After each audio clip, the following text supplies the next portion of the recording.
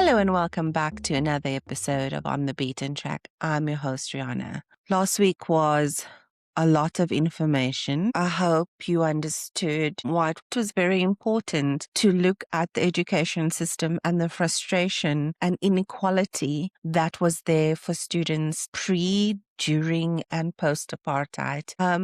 And just to give some context about where we currently are and the fight to get our education system to where it needs to be. That was very important for me to get across. Today, we're going to speak about two individuals that on my research, actually, both of them I stumbled upon while reading Steve Biko's I Write What I Want and placed them within the timeline that we are currently on. So let's speak about them. In April 1972, at the University of the North, Turfloop. Sorry, I just had like a Game of Thrones moment when I said University of the North. Okay, no, back on track. Okay, with you. Turfloop. A young student stood before a graduation audience filled with parents, students, clergymen, and government officials. He was expected to offer polite gratitude. Instead, he delivered a searing indictment of apartheid. Within days, he was expelled. Within 2 years, he was dead, killed by a parcel bomb in exile. His name was Onkgopotse Abram Tito, and this is his story. Today, we will explore his background, his political awakening, the context that shaped him, and we will present the full transcript of the speech that changed his life and helped ignite a generation. Onkgopotse Abram Tiro was born on the 29th of November in what is today the Northwest Province of South Africa. He grew up under apartheid at its most rigid. By the time he was a child, the apartheid state had already codified racial segregation into law.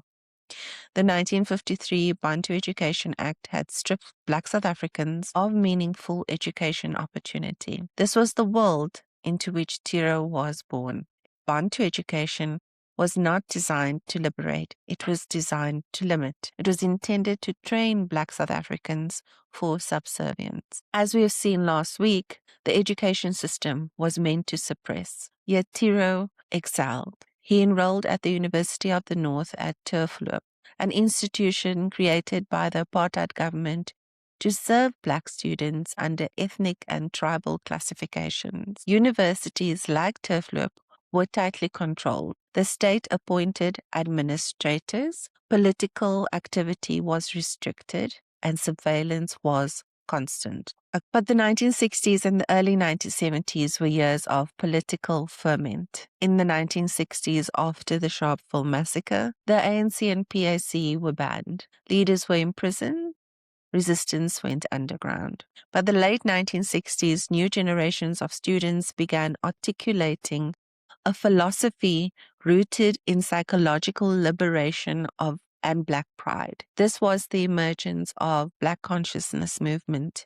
Turfloop, Tiro became active in student politics. He joined the South African Students' Organization, founded in 1969 under the leadership of Steve Biko and others. Tiro absorbed the Black consciousness movement philosophy deeply. But he was not merely an ideologue, he was fearless. By 1972, he had become one of the most articulate and uncompromising voices among student activists. When the University of the North invited him to deliver the graduation speech in April 1972, administrators lightly expected a routine ceremonial speech. Instead, Tiro used the platform to expose the moral bankruptcy of apartheid education and the complicity of university authorities. The audience included government representatives. What followed was unprecedented. I looked at the speech that was presented to me on my first round of research. It said that it was a faithful interpretation based on archives and scripts. It really was as close to what he said that day as possible.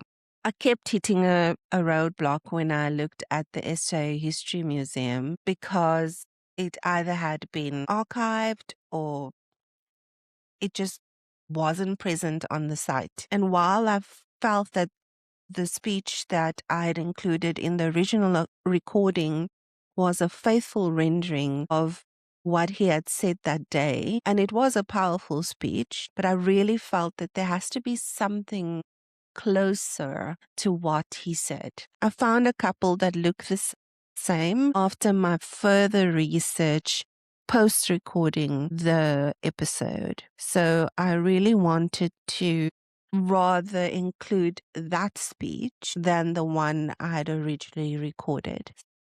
I do not want to do this injustice. Here we go. Found on the Azanian as it was posted in February 2024. Mr. Chancellor, Mr. Vice Chancellor, and gentlemen, allow me to start off by borrowing language from our Prime Minister, Mr. Vorster.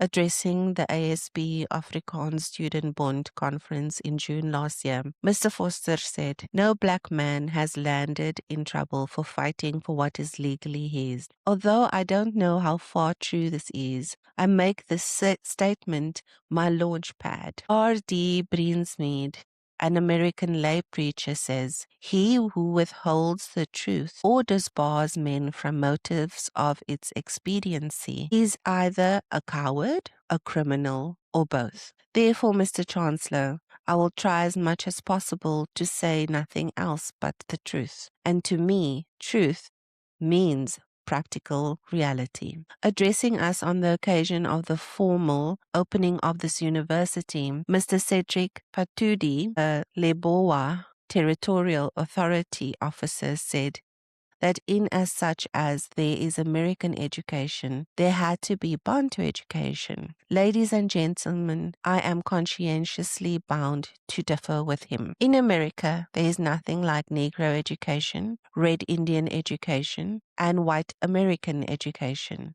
They have American education, common to all Americans. But in South Africa, we have Bantu education, Indian education, colored education, and European education. We do not have a system of education common to all South Africans. What is there in European education which is not good for the African? We want a system of education which is common to all South Africans. In theory, Bantu education gives our parents a say in our education, but in practice, the opposite is true. This university's UED, University Education Diploma students, are forced to study philosophy of education through the medium of Afrikaans. When we want to know why, we are told that the Senate has decided so. Apparently, the Senate is our parents. Time and again, I ask myself, how do black lecturers contribute to the administration of this university? For if you look at all the committees,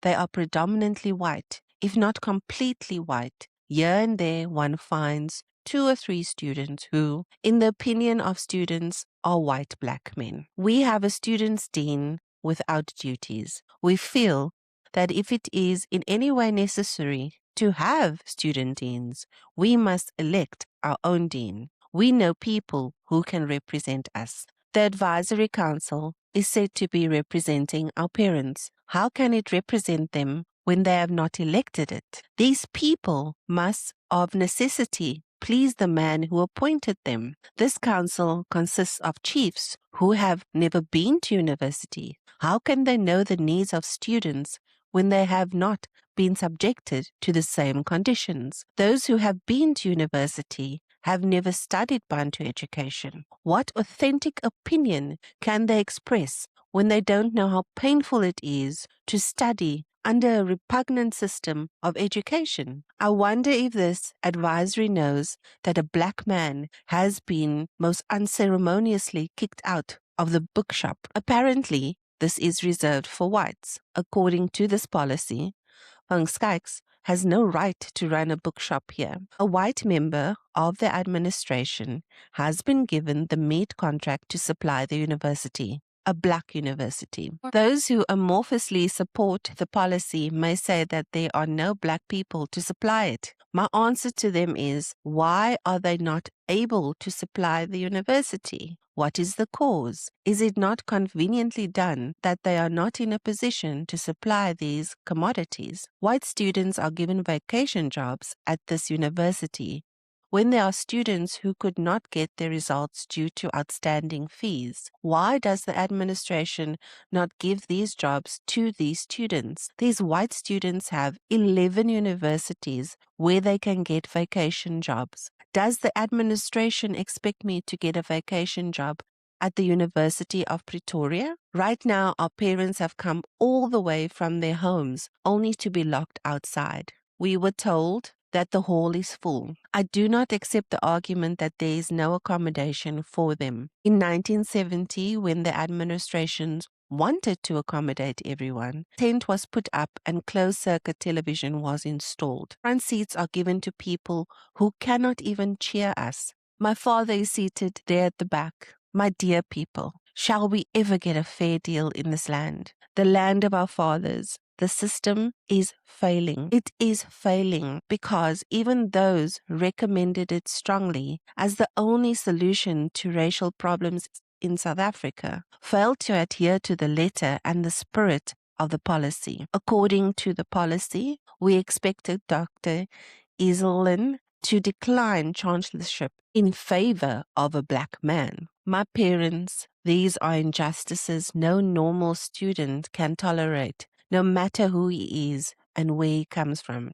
In light of what has been said above, the challenge to every black graduate in this country lies in the fact that the guilt of all wrongful actions in South Africa, restriction without trial, repugnant legislation, expulsion from school, rests all on those who do not actively dissociate themselves from the work for the eradication of the system breeding such evils. To those who wholeheartedly support the policy of apartheid, I say, do you think that the white minority can willingly commit political suicide by creating numerous states which might turn out to be hostile in the future? We black graduates, by virtue of our age and academic standing, are being called upon to bear greater responsibilities in the liberation of our people. Our so-called leaders have become the bolts of the same machine which is crushing us as a nation. We have to go back to them and educate them. Times are changing, and we should change with them.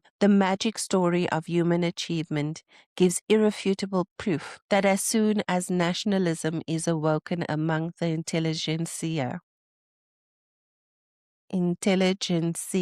it becomes the vanguard in the struggle against alien rule.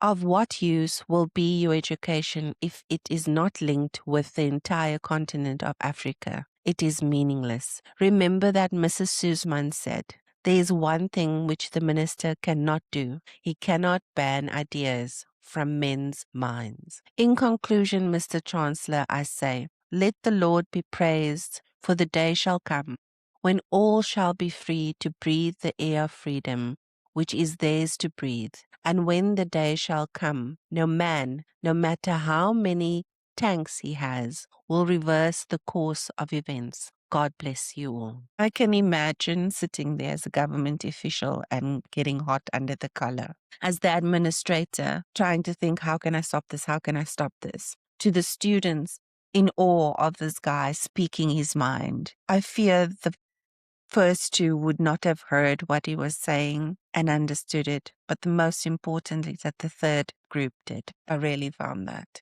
beautiful. But what happened after? The reaction was swift. Within days, Tiro was expelled from the University of the North. The speech sent shockwaves through campuses across South Africa. It emboldened students and it alarmed the state. He later went into exile in Botswana, where he continued teaching and organizing. On the 1st of February 1974, at the age of 28, Tiro was killed by a parcel bomb in Botswana, widely believed to have been orchestrated by the apartheid security forces. He became one of the first high-profile victims of cross-border assassination by the regime. He did not live to see 1976. 4 years after his speech, those students stood up and marched against an imposition on their medium of instruction. He demonstrated that courage can rupture fear. He showed that even in tightly controlled institutions, truth can be spoken. He left behind no long career, no political office, no memoir. He left behind a moment, and sometimes a moment is enough to ignite a movement. His life reminds us that education can be a site of control or a site of rebellion, and his words continue to challenge us. Are we graduates of the system or critics of it? Next, we speak about Mthuli Shezi. On a railway platform in 1972, a young university student intervened in what might have been a small incident, a white man confronting a black woman in a whites-only section. The student refused to move. Moments later, he was pushed onto the track as a train approached. He died where he fell. Mthuli was a brilliant scholar, rising figure in the Black consciousness movement, and one of the earliest student martyrs of the 1970s generation that would soon ignite the country. His death exposed the everyday violence embedded in apartheid, not only the brutality of the state, but the social order it enforced. Mthuli was born in 1948 in KwaZulu-Natal into a family that valued education despite the severe limitation imposed on Black South Africans. From an early age, he showed exceptional academic ability. Teachers recognized his intelligence, discipline, and seriousness of purpose. Education was his pathway forward, but also his awakening. He saw clearly that excellence alone would not guarantee opportunity under apartheid. Structural barriers remained immovable, no matter how capable the individual. At the University of Zululand, Mthuli encountered a generation of students grappling with questions of identity, dignity, and resistance. The campus became an important center of Black consciousness thought, a movement emphasizing psychological liberation, self-reliance, and pride. He emerged as a respected student known for intellectual rigor, calm authority, moral conviction, and organizational ability. He was not flamboyant. He led through persuasion rather than spectacle. Peers saw him as someone destined for major influence within the movement. Black consciousness challenged not only laws, but internalized inferiority. It taught that oppression persisted partly because the oppressed had been conditioned to accept it as normal. Mthuli embraced this philosophy deeply. For him, dignity was not non-negotiable, not a slogan, but a lived principle. This belief would ultimately cost him his life. On the 8th of December 1972, he was on a railway station near the University of Zululand. Accounts may vary, but agree on the core event. A white commuter objected to a Black woman being in a space reserved for whites. Mthuli intervened, refusing to accept the humiliation being imposed. An altercation followed. He was pushed or forced off the platform. An oncoming train struck him. The official narrative portrayed it as an accident. Many contemporaries viewed it as racially motivated violence. Regardless of legal classification, the moral reality was unmistakable. He died defending another person's dignity. News of his death spread rapidly across universities. Students recognized its symbolic weight. He had not died in a protest march, not in armed confrontation, not in detention. He died in an ordinary public space, demonstrating that apartheid's violence permeated everyday life. His death intensified political consciousness among students nationwide, reinforcing the message that neutrality was impossible. Mthuli's death occurred 4 years before the Soweto uprising, yet he'd foreshadowed the confrontational politics. For many young activists, he became an early martyr, proof that even peaceful assertion of dignity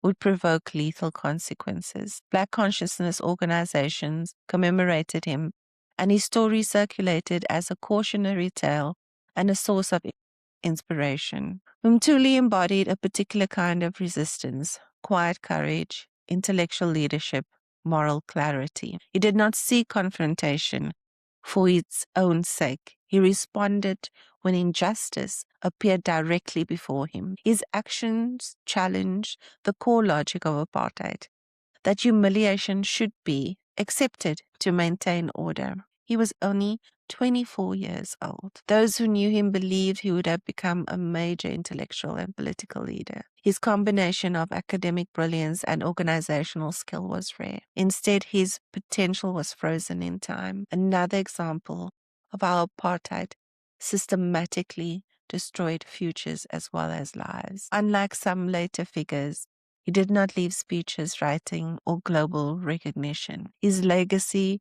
rests largely on a single act, a refusal to step aside when dignity was at stake. Yet the act continues to resonate because it reveals something fundamental about oppression. It depends not only on laws, but on daily compliance. When individuals refuse compliance, even quietly, the system becomes unstable. From Mthuli's story emerge enduring lessons. Courage is often situational. History can turn on a moment when somebody refuses to yield. Dignity is political. Defending another person's humanity becomes an act of resistance in oppressive systems. Violence is not only institutional but social. Apartheid relied on everyday enforcement by ordinary individuals. Potential is one of oppression's greatest casualties. Societies lose leaders they never had the chance to know. Memory restores agency. Remembering figures like Mthuli reclaims narratives that might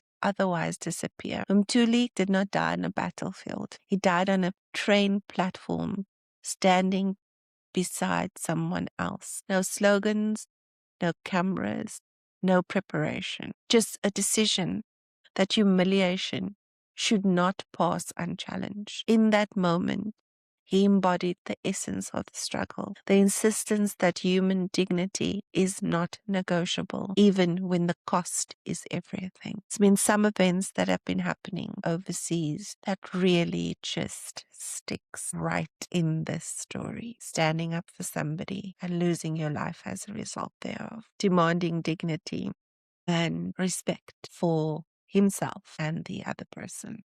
Moment in history repeated on the other side of the world 54 years later. Okay, so next week we'll explore the years 1972 to before 1976, just looking at what was happening during those years, if anything, and then we'll get on to the big one, the day, June 1976. Thank you for listening and come back next week. Bye.